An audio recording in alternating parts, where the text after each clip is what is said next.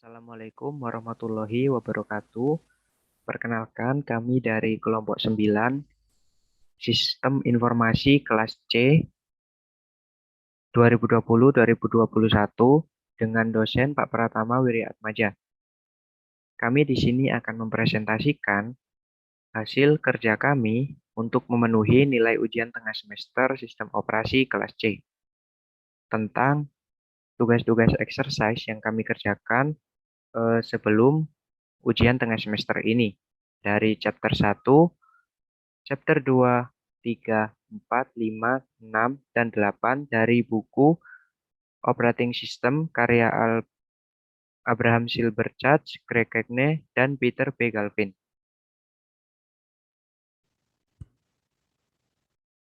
Berikut merupakan nama-nama anggota kelompok 9. Saya, Kesia, dengan NPM 200810102588.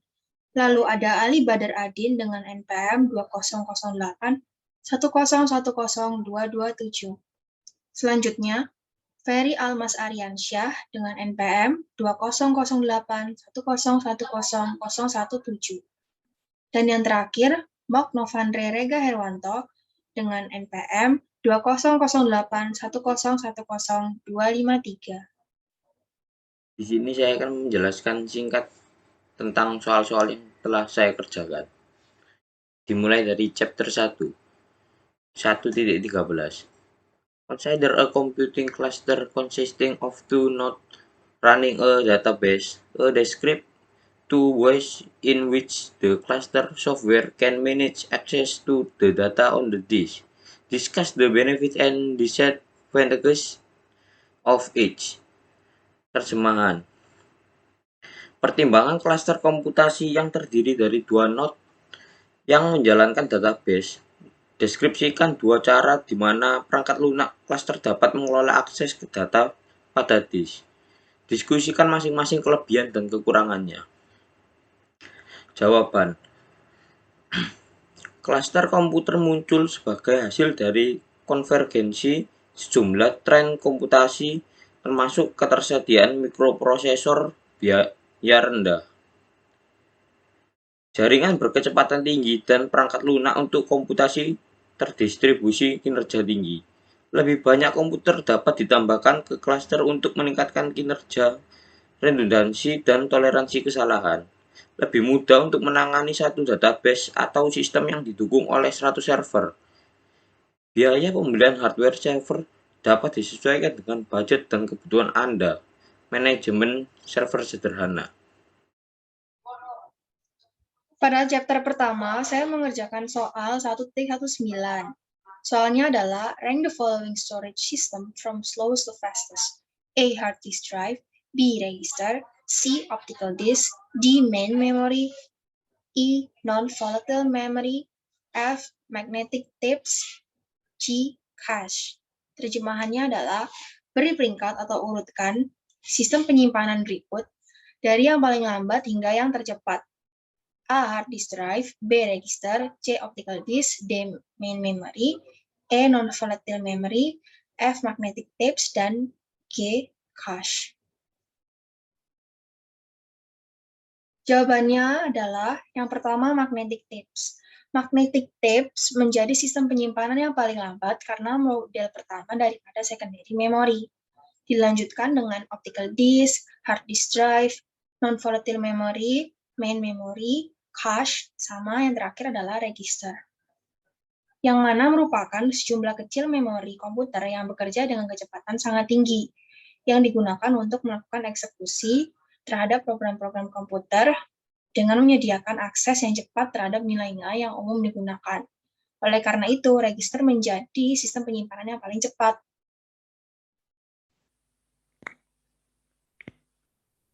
Baik, chapter 2, soal nomor 2.17. Soalnya sebagai berikut.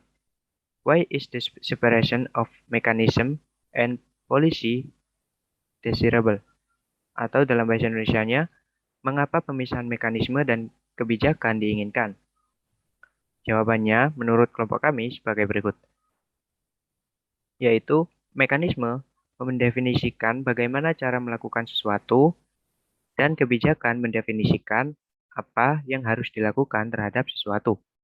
Dikarenakan mekanisme sangat bergantung dengan kebijakan, maka dilakukan sebuah pemisahan. Pemisahan kebijakan dan mekanisme ini sangat penting karena akan memberikan lebih banyak fleksibilitas saat kebijakan berubah nanti.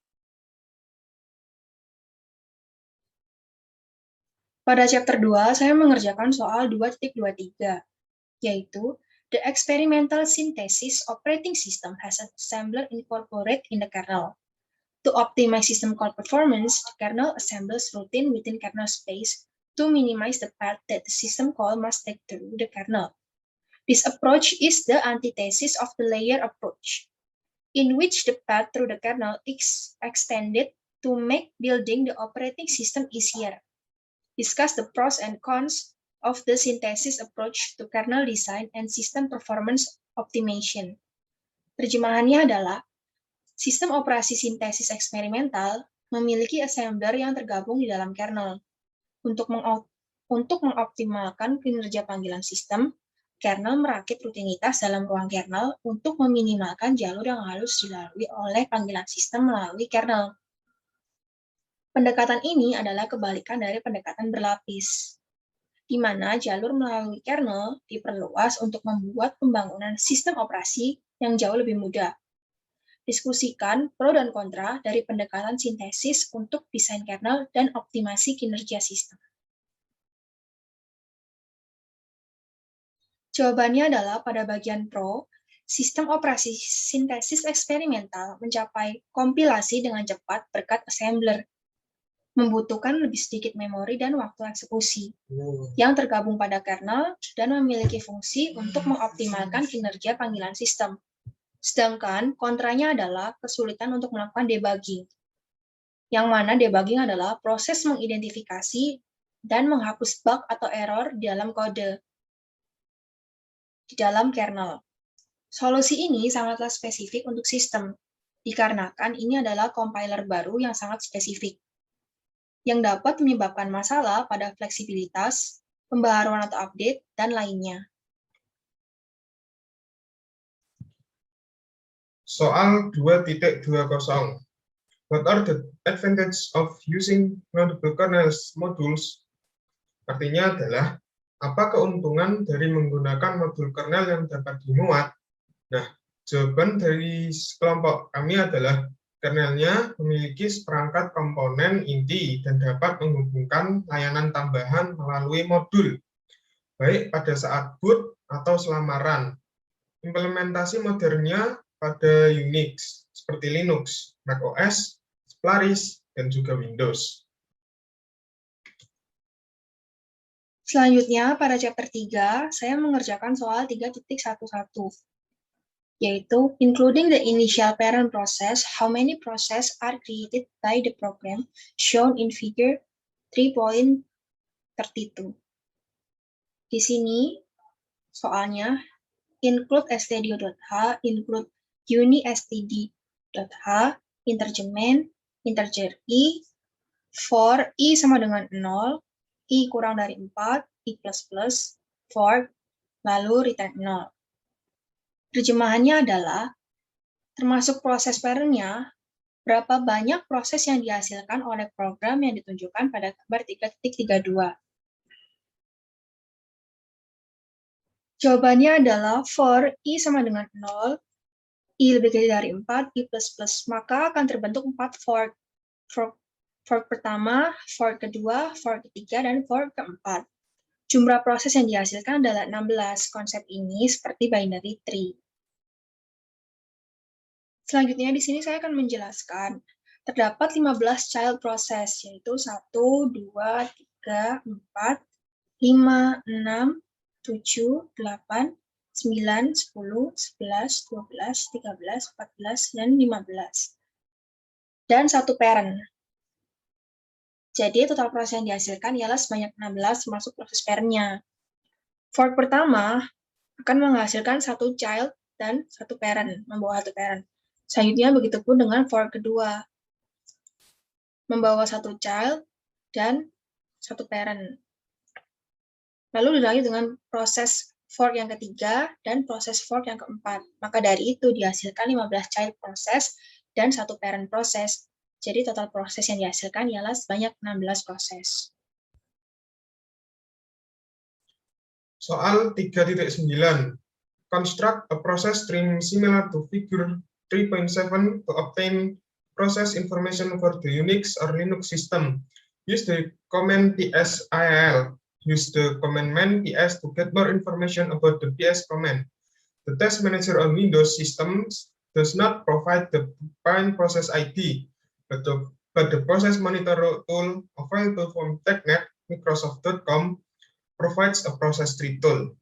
Terjemahan dari soal tersebut adalah, buatlah pohon proses yang mirip dari gambar 3.7 untuk mendapatkan informasi proses untuk sistem Unix atau Linux.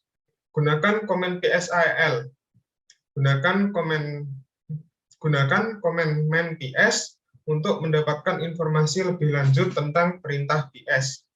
Task Manager pada Windows tidak menyediakan ID parent proses lagi, tetapi alat monitor proses tersedia di technet.microsoft.com menyediakan alat proses tree. Ini adalah proses tree dari kelompok kami. Yang pertama adalah sistem, lalu pada lanjutannya adalah GDM3, PID-nya 746, main thread, id-nya 2228, dan selanjutnya adalah denominator yang PID-nya 1712. Dari GDM3 ada GDM sesi dan PID 1157. Lalu ada GDM access dan PID 1197, XOR, lalu ada XOR dengan PID 1202. Nah, dari main thread PID yang dengan PID 2228, dia ada web content dan PID 2348, lalu web extends PID-nya 2276. Nah, untuk yang denominator dengan PID 1712, dia bercabang lagi dengan PS PID 61181. Selanjutnya, chapter 3, soal nomor 3.16. Soalnya sebagai berikut. Using the program shown in figure 3.35, explain what the output will be at lines X and Y. Dalam bahasa Indonesia, dengan menggunakan program yang ditunjukkan pada gambar 3.35, jelaskan output apa yang akan dihasilkan pada garis X dan Y.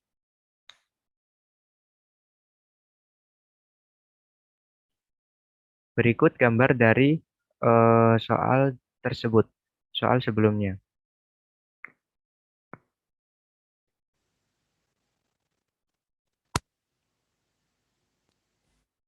Nah, berikut adalah jawaban dari kelompok kami tentang soal nomor ini. Yaitu, output garis X menghasilkan child 0, min 4,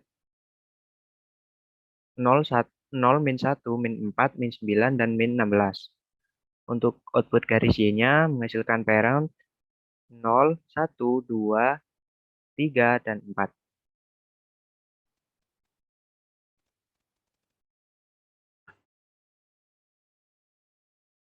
Selanjutnya chapter 4.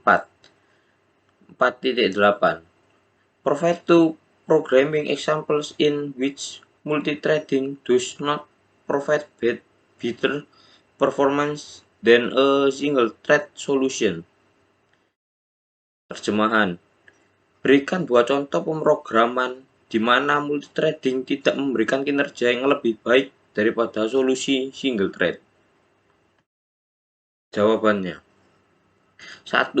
Contohnya pada game yang mengandung unsur single target atau game yang tidak bisa diparalel. Pada game tersebut, single thread lebih diutamakan daripada menggunakan multithreading. Dan biasanya game tersebut adalah game tembak-menembak. Contoh kedua, Jika di dalam game, thread masih memproses dari gambar atau tampilan, pengguna dapat melakukan input sekalipun game memproses game yang lain. Jika tidak, pengguna juga tidak dapat memainkan game tersebut.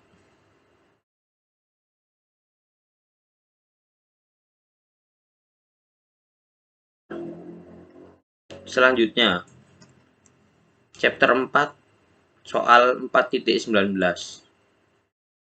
The program shown in figure 4.23 use the Fortran API. What would be output from the program at line C and line B? Terjemahan, program yang ditunjukkan pada gambar 4.23 menggunakan Fortran API. Apa yang akan menjadi output dari program di line C dan line B? Jawabannya, pada baris kode yang terdapat di line C, dia akan menghasilkan luaran berupa nilai value yang terdapat di variabel lokal. Dengan demikian, dia akan mencetak sebuah luaran angka 0. Proses cat selalu mulai dari baris setelah fork-nya. Setiap proses ada nilai value-nya masing-masing. Jadi, proses value di child tidak mempengaruhi proses di parent pada baris kode yang terdapat pada line P.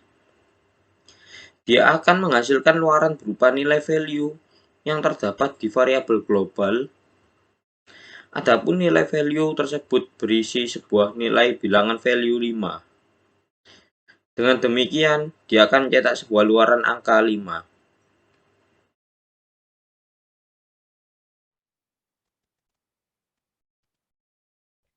Nah, selanjutnya chapter 4 soal nomor 4.16.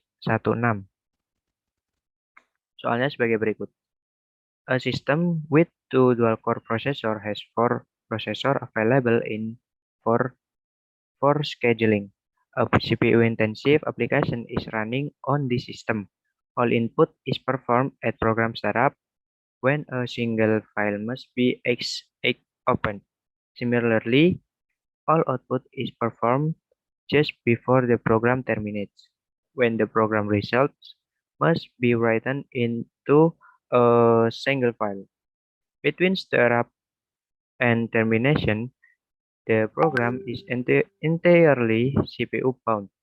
Your task is to improve the performance of this application by multithreading it. The application runs on a system that uses the one-to-one threading model. Its user threads maps to a kernel thread. How many threads will you create to perform the input and output? Explain. How many threads will you create for the CPU-intensive portion of the application? Explain. Dalam bahasa Indonesia seperti ini. Sebuah sistem dengan 2 prosesor dual core memiliki 4 prosesor yang tersedia untuk penjadwalan. Aplikasi intensif CPU sedang berjalan di sistem ini. Semua input dilakukan pada program startup ketika satu file harus X8 dibuka.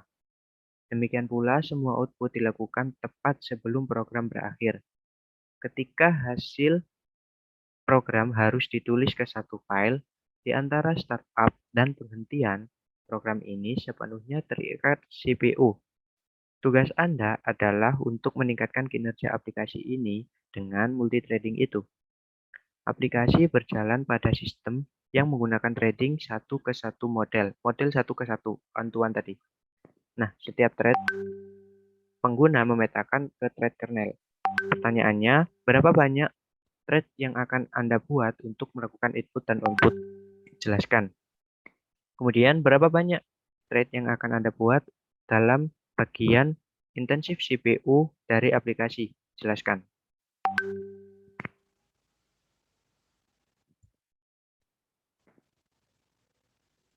Nah, menurut kami, jawabannya sebagai berikut. Yang pertama, untuk soal pertanyaan yang pertama tadi, yaitu membuat single thread untuk input single untuk input dan single thread untuk output. Cukup membuat thread hanya untuk memblok sistem call untuk efisiensi program. Nah, untuk pertanyaan yang kedua, yaitu 4 thread. Karena thread harus sebanyak jumlah core. Jika thread lebih sedikit dari jumlah core, maka akan terjadi pemborosan sumber daya atau resource.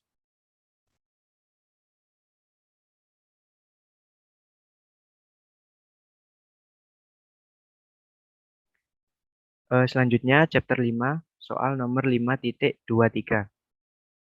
Soalnya sebagai berikut. Consider a system implementing multi-level QA scheduling. What strategy can a computer user employ to maximize the amount of CPU time allocated to the user's process?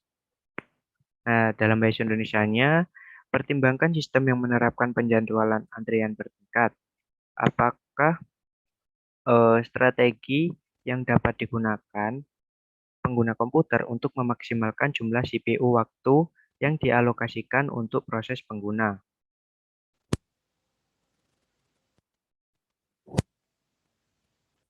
Nah, jawabannya sebagai berikut. Program yang dapat memaksimalkan waktu CPU yang dialokasikan untuknya dengan tidak sepenuhnya memanfaatkan kuantum waktunya, itu bisa menggunakan sebagian besar dari kuantum yang ditetapkan, tetapi lepaskan CPU sebelum akhir kuantum. Dengan demikian, meningkatkan prioritas yang terkait dengan proses.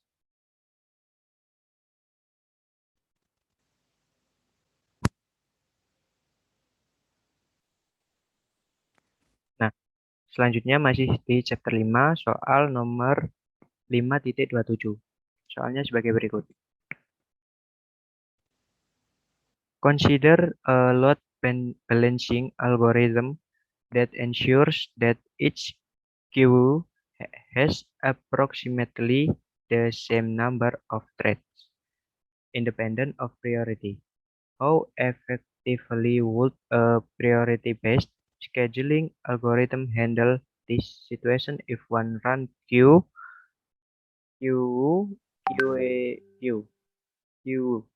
had all high priority threads and a second queue had all low priority threads?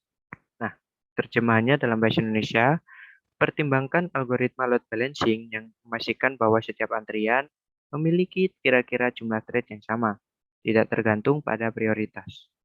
Seberapa efektif algoritma penjadwalan berbasis prioritas menangani situasi ini jika satu antrian run memiliki semua threads prioritas tinggi dan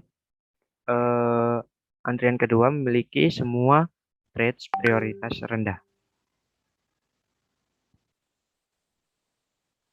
Nah, menurut kami jawabannya sebagai berikut. Pertimbangkan untuk memberikan prioritas yang lebih tinggi ke antrian yang dengan bagian komentar prioritas nasional.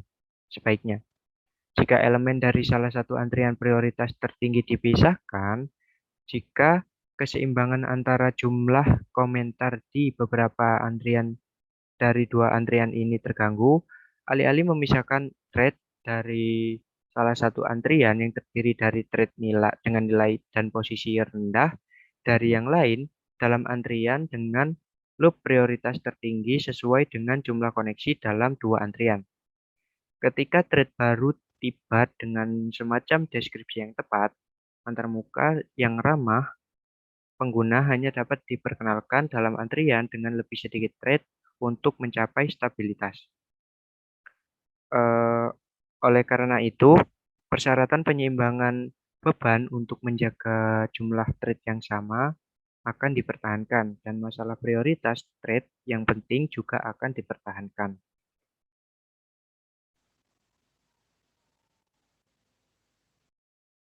Pada chapter 5, saya mengerjakan soal 5.19, yaitu the nice command is used to set the nice value of a process on Linux, as well as on other Unix system. Explain why some system may allow any user to assign a process a nice value is greater equal to 0, yet allow only the root or administrator user to assign nice value less than 0. Terjemahannya adalah, perintah nice digunakan untuk mengatur nice value dari suatu proses di Linux, serta pada sistem Unix lainnya. Jelaskan mengapa beberapa sistem mengizinkan pengguna manapun untuk menetapkan nice value pada suatu proses lebih besar sama dengan 0, namun hanya mengizinkan pengguna root atau administrator untuk menetapkan nice value lebih kecil dari 0. Jawabannya adalah nice value lebih kecil dari 0 diberikan prioritas relatif yang lebih tinggi, dan sistem seperti itu mungkin tidak mengizinkan non-root proses untuk menetapkan sendiri prioritas yang lebih tinggi. Nice value adalah kenaikan keirisan waktu untuk semua proses lainnya. Jika negatif, ini meningkatkan waktu respon untuk sebagian besar proses pada sistem operasi, yang mana dapat memperlambat UI atau user interface, atau antarmuka pengguna, dan aplikasi interaktif. Selanjutnya adalah chapter 6. Pada 6.21, a multi-threaded web server uses to keep track of the number of requests it serves, known as hits. Consider the two following strategies to prevent a race condition on the variable hits. The first strategy is to use a basic mutex log when updating hits. Integer hits, mutex log, hit log acquire, hits ++, hit log release. A second strategy is to use an atomic integer, atomic hits integer, atomic ing. Explain which of these two strategies is more efficient. Terjemahan dari soal 6.21 adalah, server web multi-threaded ingin melacak jumlah meminta layanannya, dikenal sebagai hit. Pertimbangkan dua strategi berikut untuk mencegah kondisi balapan pada hit variabel. Ini adalah jawaban dari kelompok kami, yaitu strategi atomic integer akan lebih efisien daripada mutex log. Hal tersebut dikarenakan pada mutex log, saat critical section dikunci oleh satu thread, maka thread lain akan melakukan busy waiting. Sedangkan jika menggunakan atomic integer, operasi atomiknya akan menyelesaikan seluruh pernyataannya tanpa terinterupsi.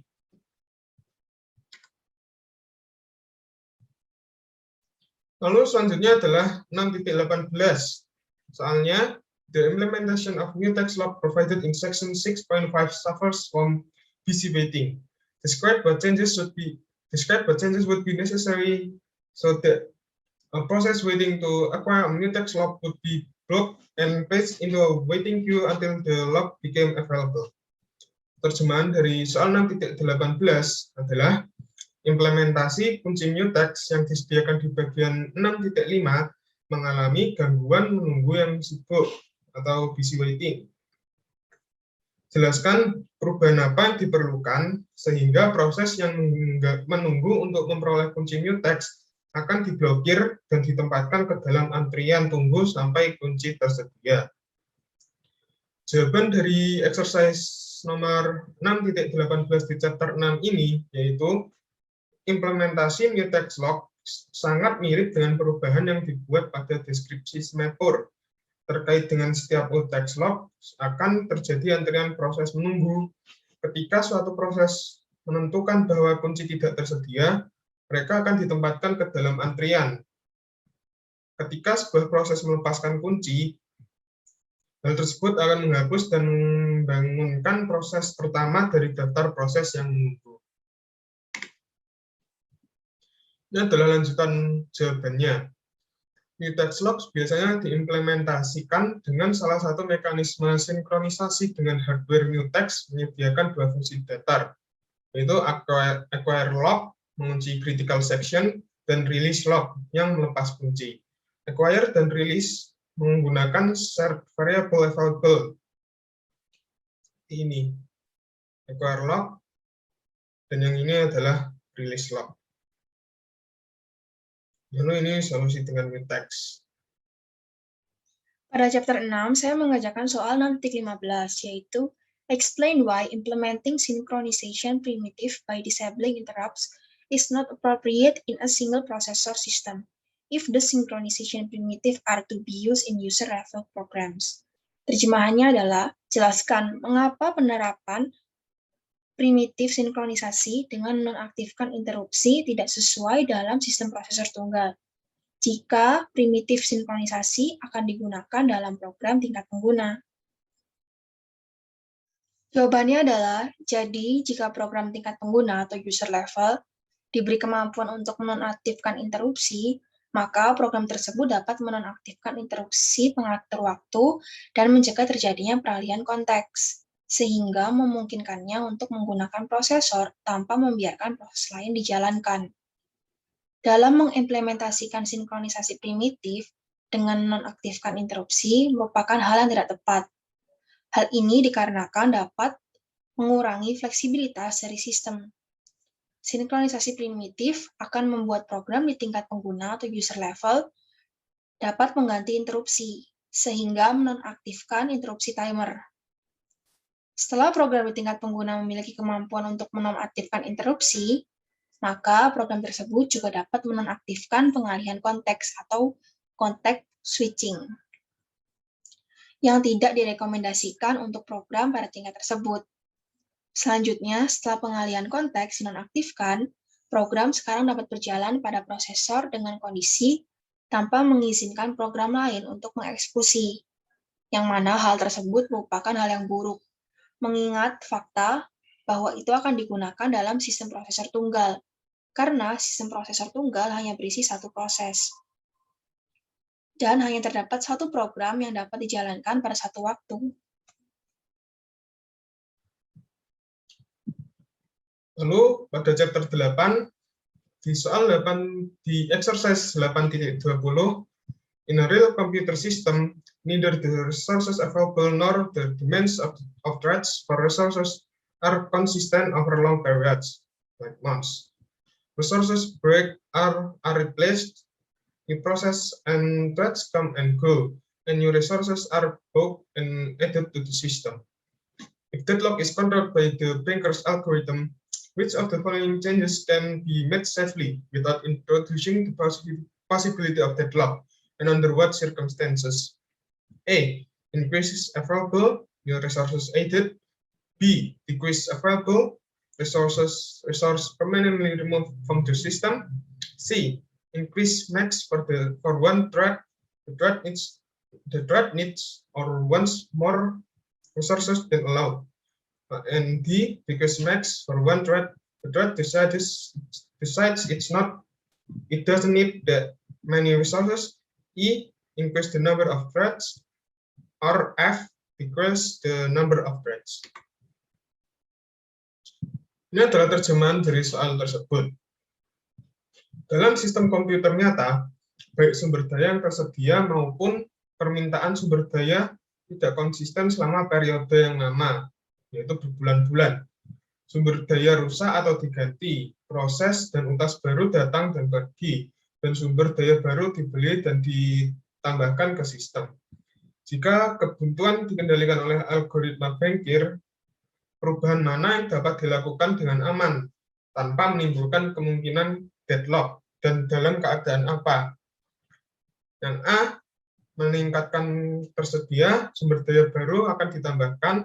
Lalu B, kurangi tersedia, di mana sumber daya dihapus secara permanen dari sistem. C atau C, tingkatkan max untuk satu thread membutuhkan atau menginginkan lebih banyak sumber daya daripada yang diizinkan. Atau D, kurangi max untuk satu thread memutuskan tidak membutuhkan banyak sumber daya. Lalu ada E, tingkatkan jumlah utas, dan F, kurangi jumlah utas. Jawabannya adalah A. Meningkatkan tersedia, sumber daya baru ditambahkan akan aman, diubah tanpa masalah. B. Penurunan tersedia, sumber daya dihapus secara permanen dari sistem.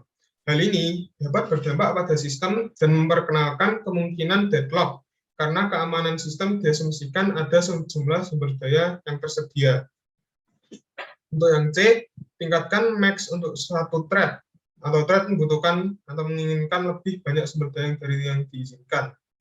Hal ini bisa berdampak pada sistem dan terjadi kemungkinan deadlock. D. Kurangi max untuk satu thread. Thread memutuskan tidak membutuhkan banyak sumber daya. Hal ini akan aman diubah tanpa masalah. E. Tingkatkan jumlah proses. Hal ini bisa diizinkan dengan asumsi jika sumber daya baru dialokasikan ke proses baru, sehingga sistem tidak memasuki keadaan tidak aman. Lalu F. Kurangi jumlah proses. Hal ini akan aman diubah tanpa menyebabkan masalah.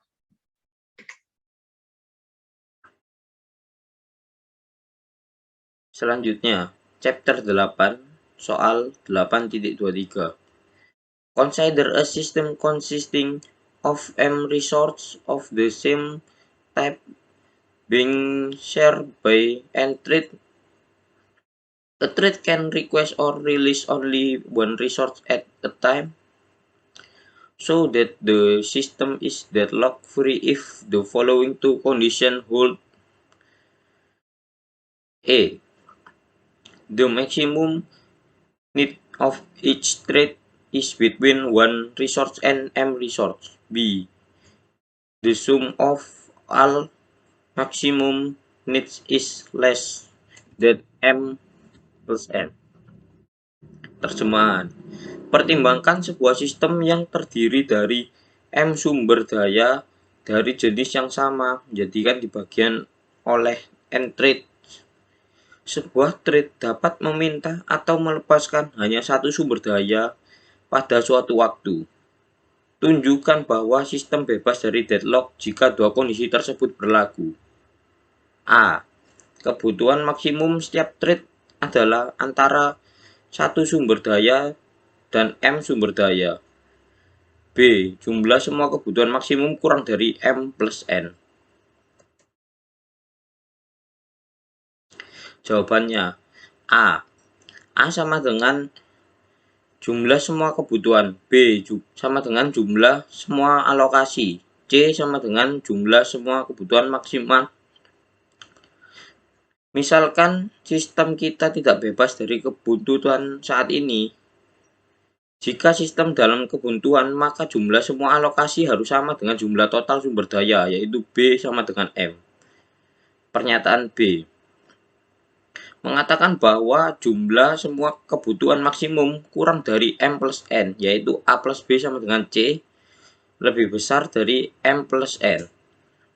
Dari asumsi di atas B sama dengan M, jadi A plus M lebih besar M plus N.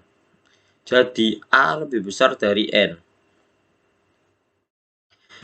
Hal ini berarti ada satu proses yang membutuhkan 0 karena jumlah proses lebih besar dari kebuntuan, dan suatu proses dapat meminta dan melepaskan hanya satu sumber daya pada satu waktu. Jadi ada N-1 proses yang berbagi M sumber daya saat ini, tetapi tidak ada proses yang akan menunggu secara permanen. Maka ada kontradiksi dan tidak ada kebuntuan. Jawaban A. Diasumsikan kebutuhan maksimum untuk setiap proses antara satu sumber daya dan M sumber daya. Jika sistem diasumsikan tidak bebas kebuntuan dan ada kebuntuan menyatakan, maka A sama dengan M, di mana A sama dengan C alokasi dan M sama dengan jumlah maksimal I, karena hanya ada satu sumber daya yang dapat diminta atau dilepaskan satu persatu. Jawaban B mengasumsikan bahwa jumlah semua kebutuhan maksimum adalah lebih besar dari M plus N. Dalam kondisi ini M.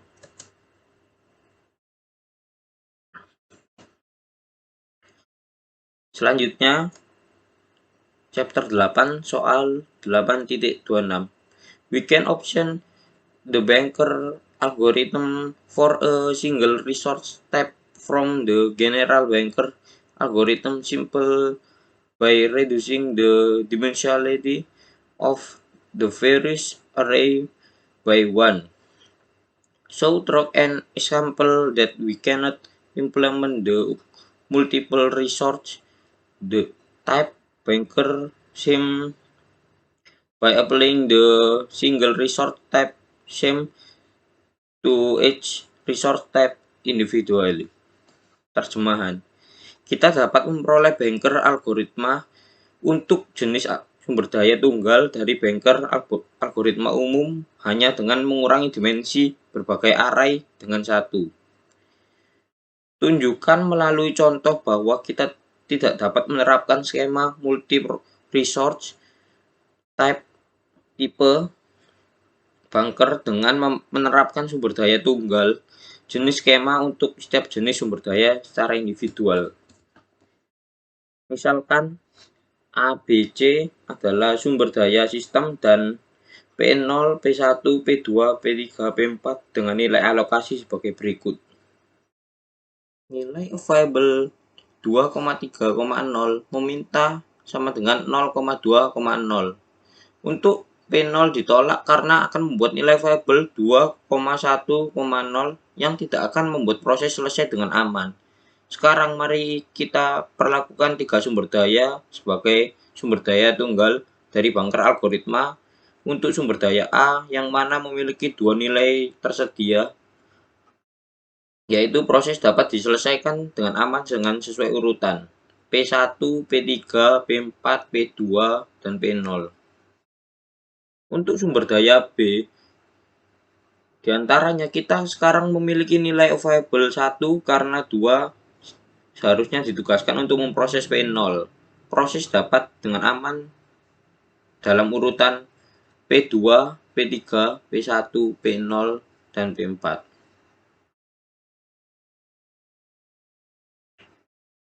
Dan pada akhirnya, jika kita menggunakan banker algoritma untuk beberapa jenis sumber daya, permintaan sumber daya 0,2,0 dari proses P0 ditolak karena meninggalkan sistem dalam keadaan tidak aman. Tetapi jika kita mempertimbangkan banker algoritma untuk 3 sumber daya terpisah, di mana kita menggunakan satu jenis sumber daya, permintaan dikabulkan. Kemudian jika kita memiliki sumber daya, kita harus menggunakan banker algoritma untuk beberapa jenis sumber daya.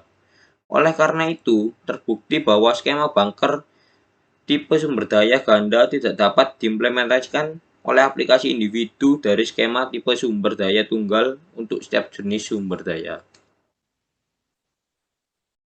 Mungkin sekian presentasi yang dapat kami sampaikan tentang tugas exercise untuk memenuhi nilai ujian tengah semester sistem operasi. Apabila ada kesalahan kata, kami mohon maaf yang besar-besarnya. Terima kasih. Wassalamualaikum warahmatullahi wabarakatuh.